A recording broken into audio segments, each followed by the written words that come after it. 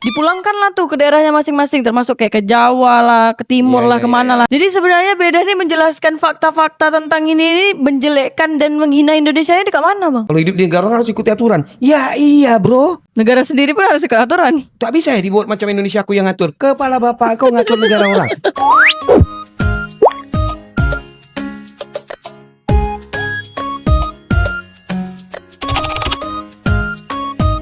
Tapi sekarang beda ini berharap pemerintah Indonesia saat ini tuh bisa menciptakan satgas khusus gitu tentang wawasan kebangsaan. Karena kan kalau misalnya nak kita tarik garis Indonesia yang berbatasan langsung dengan banyak negara di mana? Di Tanjung Pinang ini kan, Tanjung Pinang Batam sekitarnya lah.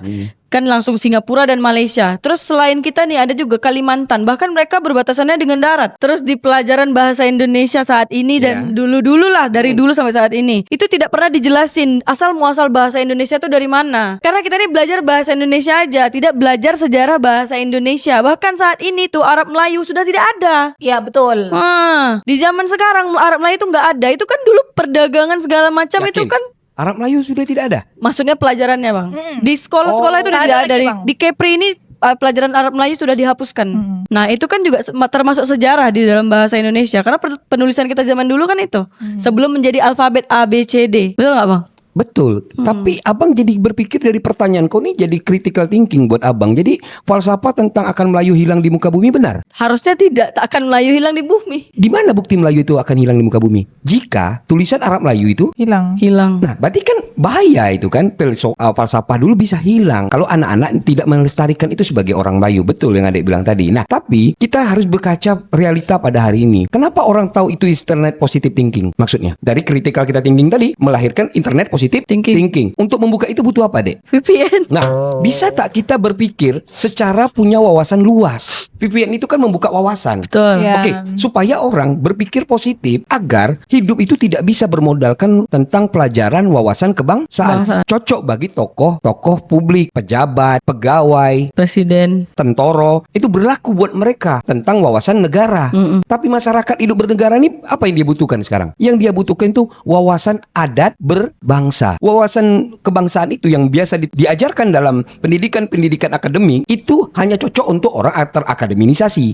Masyarakat tak butuh itu. Masyarakat butuh dibuatkan suatu satgas khusus yang Adik bilang tadi tentang pelajaran wawasan adat kebangsaan, bahwa bangsa Indonesia itu terafiliasi dengan bahasa Indonesia. Itu akar muasalnya dari bahasa-bahasa adat, lingua franca, berkumpul menjadi satu badan kamus yang besar melahirkan suatu bahasa baru yang merdeka, bahwa bahasa Indonesia itu adalah kumpulan dari seluruh suku-suku dan adat-adat sedunia menjadi suatu bahasa baru yang dikonversikan di 1928. Itu kan azas kita bernegara, berbangsa pada waktu itu kan, berbangsa satu, berbahasa Indonesia. Nah, apa yang kurang? Wawasan adat kebangsaan. Apakah tak ada orang Jawa di Malaysia itu, Dek? Ada banyak lah bang. Nah, itulah akar muasalnya yang tadi Adik pertanyakan. Kenapa wawasan adat kebangsaan itu dibutuhkan? Jangan mempermasalahkan adat orang ada di negara orang kan gitu kan.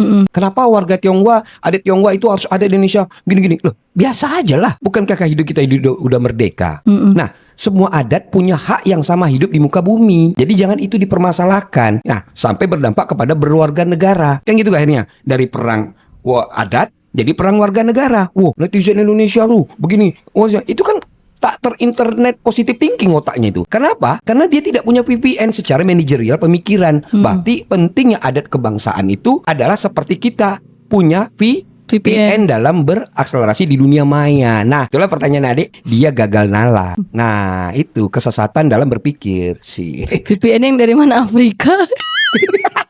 Beda ini sering bang menjelaskan kondisi ketika tenaga kerja dari Indonesia yang kerja di Malaysia, Singapura itu kalau dideportasi itu bang, dia selalu melewati pintu gerbangnya itu di mana? Di sini bang, Tanjung Pinang, Batam tuh. Nah dari Tanjung Pinang inilah ada sampai ke Tanjung Pinang ini pintu gerbang dia masuk nih ke Indonesia nih. Dipulangkanlah tuh ke daerahnya masing-masing, termasuk kayak ke Jawa lah, ke timur lah, kemana lah macam gitu ya. Nah habis itu beda pula yang diserang. Dia bilang katanya beda ini menjelekkan Indonesia. Di mana menjelekkannya bang? Kita kan menjelaskan menjelaskan fakta.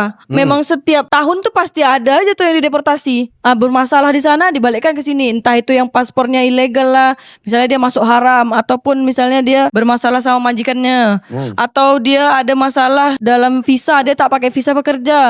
Itu semua deportasinya tuh dari Tanjung Pinang sama Batam. Iya, iya. Bahkan dulu tuh waktu beda masih kecil-kecil dulu tuh, dekat Batu Tujuh tuh beda lewat kan, banyak tuh orang-orang dari Jawa tuh, tenaga kerja yang dari Indonesia ke Malaysia tuh, dia nongkrong kat tepi-tepi jalan tuh. Jadi sebenarnya beda nih menjelaskan fakta-fakta tentang ini menjelekkan dan menghina Indonesia ini dekat mana bang? Itu tadi yang kita sering bahas. Indonesia tuh suka berkecamuk dengan data tanpa fakta. Kita punya data, tak penting fakta. Kau bayangkan hidup macam gini, halusinasi terlalu besar. Jadi semua hidupnya itu terilusi dengan data-data. Tapi dia tidak menganggap apa yang beda katakan itu adalah the real, the faktanya. Kalau faktanya begitu, kita nggak usah bahas data kan. Karena orang tujuan hidup ini mencari fakta, bukan mencari Data. Data itu jalan menuju fakta. Nah makanya yang beda bilang tadi, ini loh faktanya, orang yang dideportasi dari negara orang lain yang tidak mau mengikuti aturan negara orang, wajar dong dia dideportasi.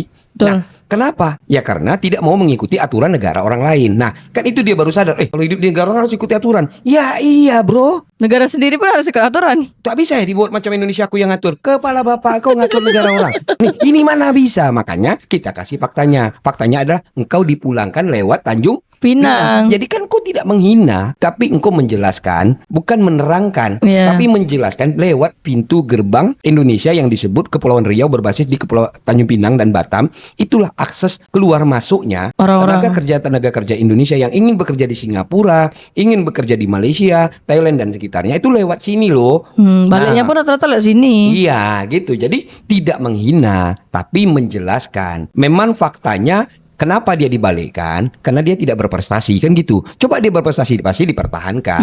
Nah itu yang harus mereka jelaskan kepada sekitarnya. Kalau mau kerja di negara orang, ikuti aturan. Nah kita nih orang Indonesia khususnya di Kepulauan Riau, orangnya tuh sangat punya privilege, pengaruh tentang gampang sekali mengikuti aturan. Nah itulah orang-orang kita yang di Kepulauan Riau ini sangat gampang mengikuti aturan. Yang tak tahu dari manapun aturannya, yang penting itu udah teratur aja. Percaya kenapa kita rukun dan aman, berbangsa, bernegara dan beragama di Kepri ini kan pernah jarang rusuh adek dengan karena orangnya ngerti tentang aturan. Dan tak perlu lagi buat aturan yang lain, dia udah ngerti. Enak kalau orang sudah ngerti aturan itu sedap. Karena kecerdasannya sudah di atas rata-rata air. Water pass katanya. Rata-rata air. Apa tuh bang? Water pass. Pada otak enggak water pass. Sekarang nih bang, di tahun 2025 nih kan, Kepri, Kepulauan Riau, Provinsi Kepulauan Riau ini akan memasuki usia yang 23 tahun. Oh iya betul. Apa?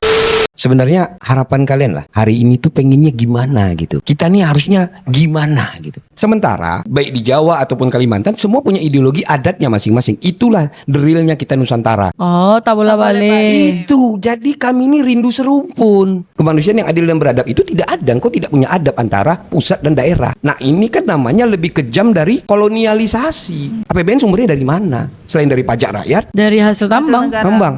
Apa untungnya buat rakyat? Nothing, gak ada. Itulah untungnya Malaysia tidak gabung. Kalau sempat gabung, apa yang nasib orang Malaysia pada hari ini? Sama Papa Kedana. Kau bayangkan, hanya bisa berbagi kenangan kemiskinan.